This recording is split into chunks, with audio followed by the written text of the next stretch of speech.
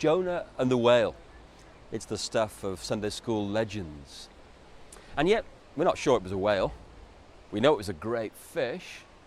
The thing about Jonah and the great fish is that sometimes we can be so obsessed with the size of the fish that we actually forget what the story of Jonah is all about.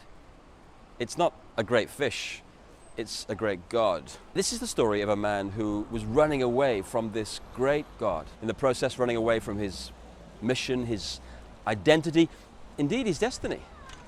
Here was a man who lost the plot, and yet who never entirely lost the grace of God. Because the grace of God pursues Jonah through the storm and the high seas, through that great fish, and then reignites in Jonah who he is as a man called by God to deliver a message to a nation that he didn't really like very much.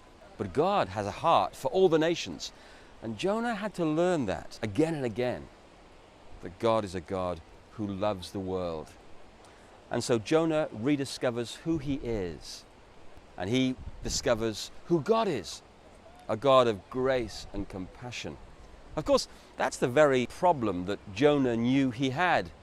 The reason why he wanted to resign his commission at the beginning was because he knew that God was like this, gracious and forgiving. And so poor old Jonah has to learn the hard way, like many of us do, that if we run away from God, we can't keep running forever.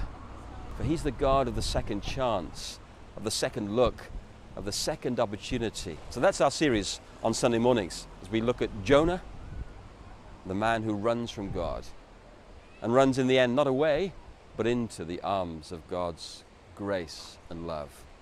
He gets his identity back. He gets his mission back.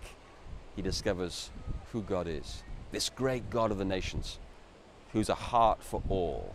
That's the message of Jonah. And I reckon we're really going to enjoy this one.